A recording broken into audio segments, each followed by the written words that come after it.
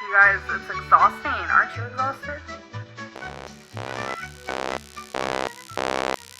Okay, so we're getting ready to go like stay in like a hotel and just have like a night, and we're gonna go on like a double date moment. So she couldn't leave her pets at home for this trip. Granted, she doesn't really give a time stamp of how long this trip is supposed to last. Apparently it's going to be a little lengthy, but she couldn't leave her pets at home with a friend or board them because of the stresses that it would cause. So she brought them on the 19-hour trip to Wisconsin just to leave them in a unfamiliar place with unfamiliar animals on their own while she and Emily went to a hotel for a night or two to see the sights and double date with Alexis and her girlfriend. Make that make sense. And like, unless she took the travel carrier with her animals in it to this hotel, make that make sense. Just up and leaving them in a unfamiliar place. I thought this was so cute because I was putting the stuff in the duffel bag, and like, this is my hygiene bag and then this is hers. Like, isn't it just so adorable? Like, our two little aesthetics live for that. We're doing the valet type deal type sitch right here. Look at these cute little like seat type deals. Why do I keep saying type deals? I'm so annoying. But look how cute. Okay, so we're currently trying to figure out what floor our hotel room's at because we checked in, what is it? Floor 4? Yeah. That's what they said?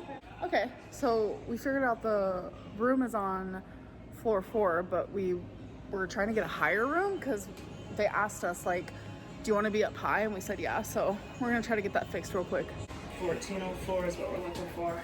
We're going to be on floor 14, and I'm afraid of heights, folks. My pink duffel bag. Yeah, I do like her pink duffel bag. So she requested to be at a higher floor and then says in jest that she's afraid of heights. Again, make it make sense. I'm happy that she's getting out in a boot.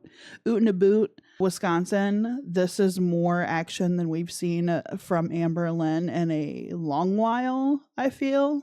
She hasn't been this active out probably since, God, Becky maybe, with the at least going out places. So we're getting some of 2019 back, I guess. Actually, quite a bit of 2019 back now that I think about it. We're way down at the end. So here's our cute little bed. We have like a little section here with a fridge. Wait, why isn't it opening? Oh, boom. You know she opened that fridge expecting there to be like snacks and things in there so that she didn't have to fill that. Honestly, that said everything. Cute little chairs to sit. This is our view. No, I actually think it's really pretty. Like, look at that sky. And I swear we saw a tornado on the way here, by the way. Just saying. And then here is the bathroom. Cute little shower type deal. Toilet, of course. And Amberlynn. Now, is Amberlynn going to be able to fit into that shower? If it's not a fully opening door and it's just a side slide door, I think she's going to have a little bit of difficulties getting into that shower and may not shower for this trip, which, granted, I think she said it was only going to be like a 1, maybe 2-day stay. So I guess no need for a shower. Here's a little outfit of the day type deal. Okay, so I'm just doing a little makeup touch, retouch. The lighting in here is so good. Just saying.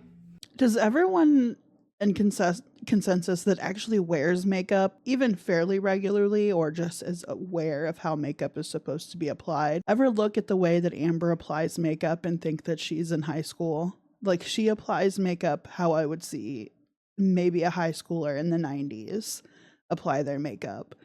She's applying liquid foundation sparingly with a brush. What is she covering? I think it's just going to be uneven coverage. She's touching up what? I just don't understand.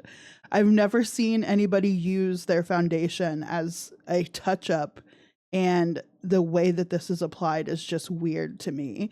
I don't know. Maybe it's just a me thing, but I don't know. It looks so weird. So first, foundation, duh. And I'm looking, and I think I need to touch up my eyeliner and my eyebrows. Oh, look, they have this really cool, like, light, this is not a light, mirror that you can, like, take out of the wall and, like, use for your makeup. Oh my god. Wait, living for that? Oh, you supposed to brush your teeth? I'm not gonna go to the vlog. Bye, guys. I'm gonna touch up the rest of my makeup, but she's gonna brush her chops. You guys, I immediately had to show you this. Like, through the camera, it's really pretty, but in person, it's beautiful. Look at that. Oh my gosh. I feel so lucky to be alive and to be able to witness this. Like, gorgeous. I'm recording type deal. Are you? Is your voice gonna be in it? I'll edit it out. You guys guess who that is right there? Hectic. Very hectic. Yeah. I think you vlogging with Alexis. Oh. Cheers! All right. Who was in that? Taste test. Wait. It's just, Wait. Was anyone in that? hands. Okay. Yeah, don't worry. I'm not ready to make a debut. All right, taste test. It's strong type deal. Yum. After seeing this, Amber is 100% moving to Wisconsin. Like, without a doubt, 100% moving to Wisconsin. For one, she's going to have activities like this out to where she feels special, feels loved, whatever. Two, she has her bestie reunited Alexis there in Wisconsin, able to see her on a pretty regular basis if they wanted to, and go out and do things like this, the double dating. This is all Amber's ever wanted. You know what I mean? So, do I see her leaving this? No, I do not. Not of her own free will.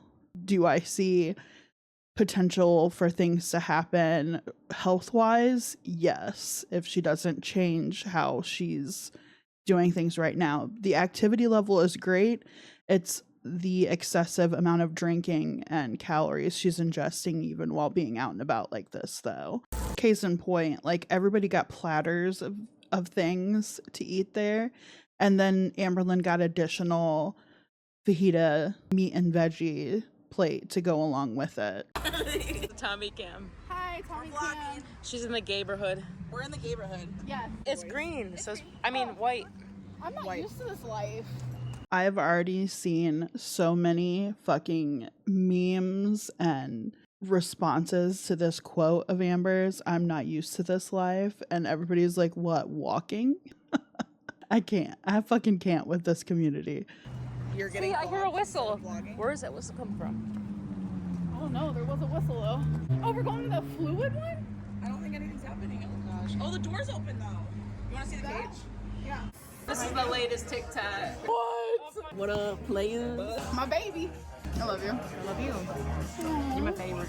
You're my favorite. This is really cringy for other reasons, but also the fact that Emily is kissing on and saying she loves Amber and that she's her favorite after it's not even been 5 months since her significant other passed away, since she spoke at their funeral.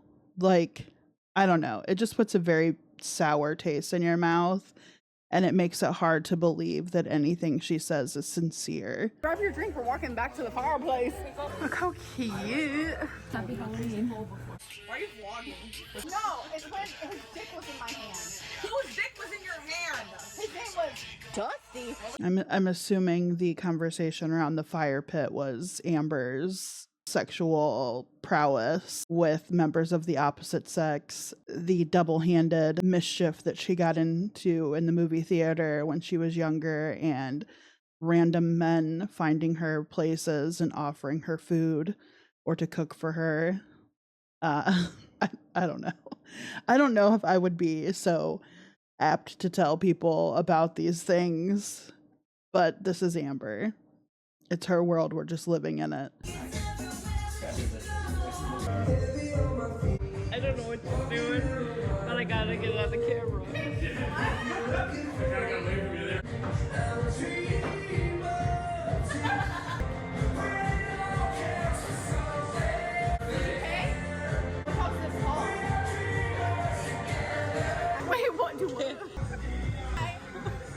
it again. Choreographed the shit out of that. A little dance move, that little shuffle. We'll see. Why is your like napkin hugging your? Ah, yes, the infamous TikTok scene of Emily pulling Amber in by her third breast for a kiss. Love that. Amber put this over a Nicki Minaj song that was pretty fitting. But yeah, I don't know that I would if even if I had multiple mounds, I don't believe I would let my significant other lead me or grab me by those areas to draw me in for a warm embrace. I just don't think that that would be appropriate, especially knowing that Amberlynn does have a lot of insecurities surrounding her weight, and we know that Emily is a confirmed feeder. I don't know. It just, again, paints a very dark image to what's happening behind the scenes without really Amber knowing what's happening. Because she's just playing into, this person loves me, this person is showing me affection, this person is showing that they're interested in things that I do, they want to take care of me. But in reality, Emily wants to fill her with food, love bombing, anything to meet the end goal of engorging her significant other, because that is her fetish. And unfortunately for Amber, this isn't a fetish that ends well, as we've seen with her previous partner, but also moving forward, it's not like Amber got a glimpse of, oh, this isn't what she's after. She just fell in love with the person. No, she seems to gravitate towards people that are, super morbidly obese, like beyond what a normal fat person would be, beyond what a normal obese person would be. These are people that are on the verge of immobility or are already there. So I don't know. It all is very dark when you actually take a look at the bigger picture.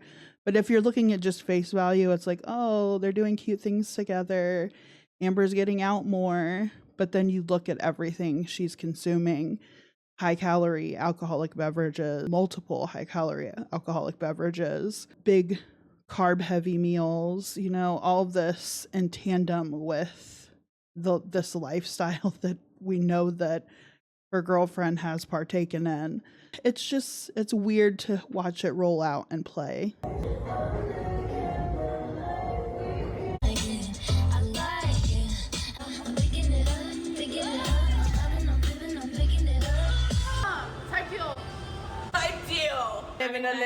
Living a living. Hey guys, so it's been a couple of days since my last clip, and my allergies are bad. I just woke up. I was actually editing this vlog and I realized I do not have an outro, but her allergies are bad. Amber, do you realize how much you consumed alcohol-wise? Like, swelling could be from that. Your body reaction could be from all the alcohol that you consumed. Not to mention all of the moving around that you did. It's also like perfect timing because I needed to talk to you guys about something. So I am a little like ahead of vlogging. Today is actually the 26th of September, which is actually mine and Tommy's 3-month anniversary, because we started dating on June 26th.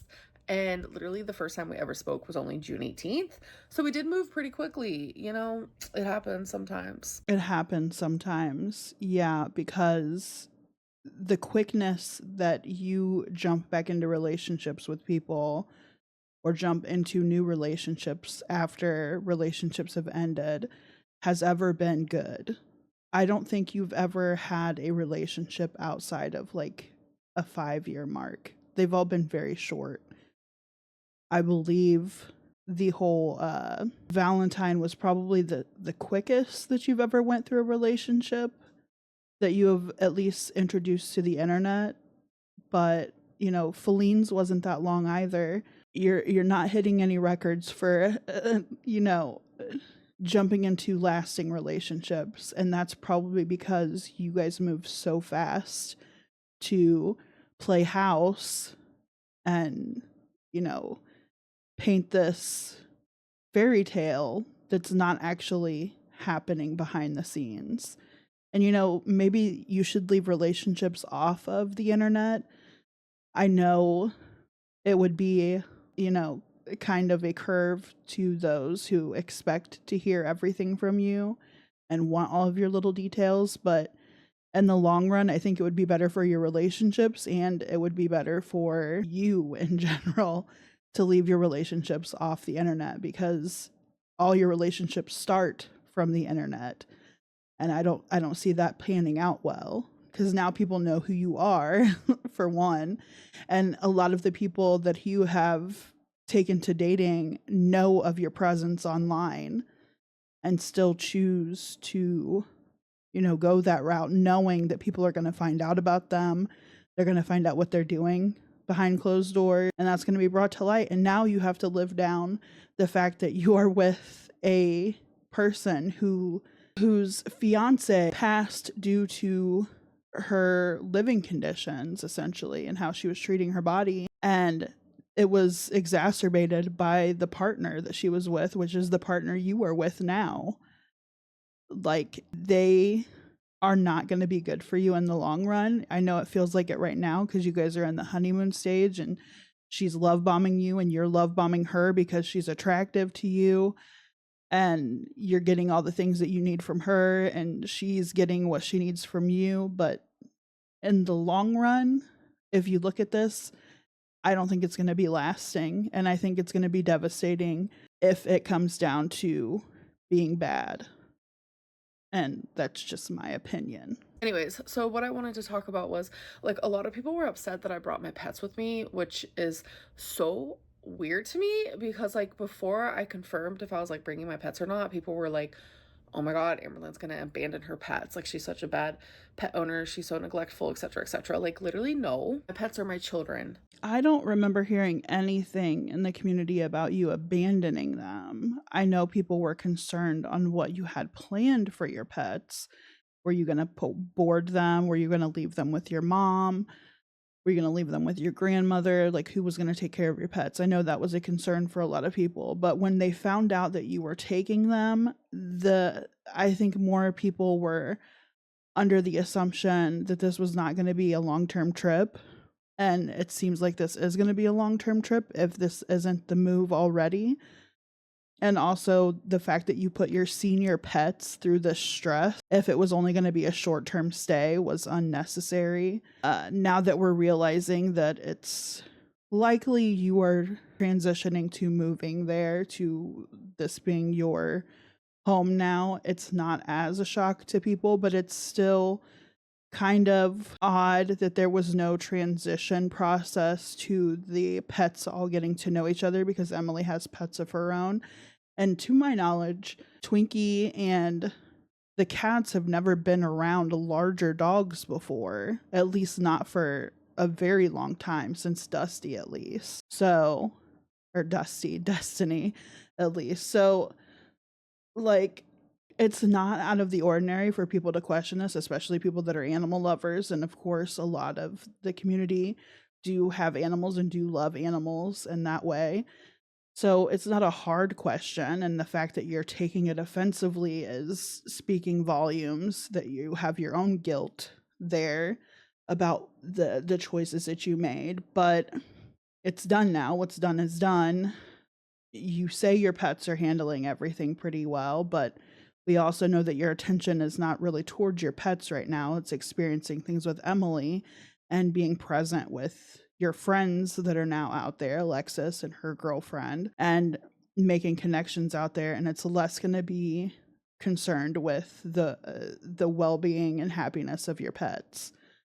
And that's not to say that you don't care about your pets. I'm just saying it's less high. it's you know, it's down a few rungs on your ladder. So I don't know. I think that as long as they're healthy and happy and you're paying attention to behavioral issues that might stem from a sudden move like this, I think all should be okay.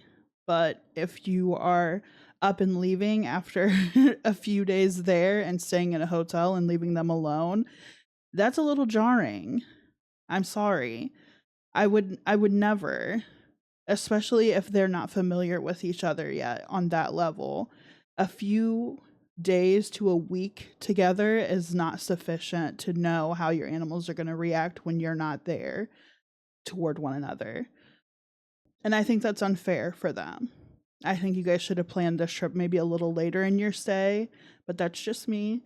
Again, this isn't my life. I'm just watching your life through your lens. So this is just my opinion. So they very much do come with me. The anxiety and fear and stress they would have had me leaving them alone with strangers would have been far greater than like their instant like confusion and anxiety of being in a car ride, like right at the beginning. Because like I even said in the vlog when we were traveling that my cats, well, Wasabi was fine, like from the very beginning to all the way to the end. Like I low-key thinks he likes car rides, I'm not gonna lie. He had no anxiety, no stress, nothing. Like even when we got here, he loved it. As for Rarity, like it was literally just the beginning because she doesn't like going to the vet, and that's usually the only time we're in the car is when we're going to the vet. So anyways, I think she was just like scared of that. But then once the ride like kept going, I think it was about, I don't know, maybe 30 minutes in, like she was totally fine. Like I know my pets more than anyone else. Again, the leaving them alone to go to a hotel, though, I highly doubt you packed up your pets and took them to this hotel to stay for this little mini trip that you did to have a double date with Alexis and her girlfriend. But you left them alone at Emily's house in a strange environment with strange animals that they've only known briefly. Isn't it the same? Like, isn't it the same? And that, I mean, you're a walking redundancy at this point. Like everything you say can't be taken seriously because you constantly contradict yourself.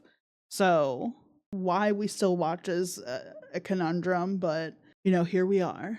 Here we are. I have had Twinkie for almost 9 years. I've had Rarity and Wasabi for almost 8. They are my children. They are my everything. And I'm not going to leave them. Never. I've also had a lot of people sticking up for me saying like if Amberlynn would have left her pets with someone else, y'all would have been calling her like an abandoner. Is that even a word? An abuser, neglector, etc., etc. Like I know my pets and I know what they can and can't handle. And thankfully, like I have an actual cat like traveler thing, so they're able to have their litter box, they're able to have their water, their food.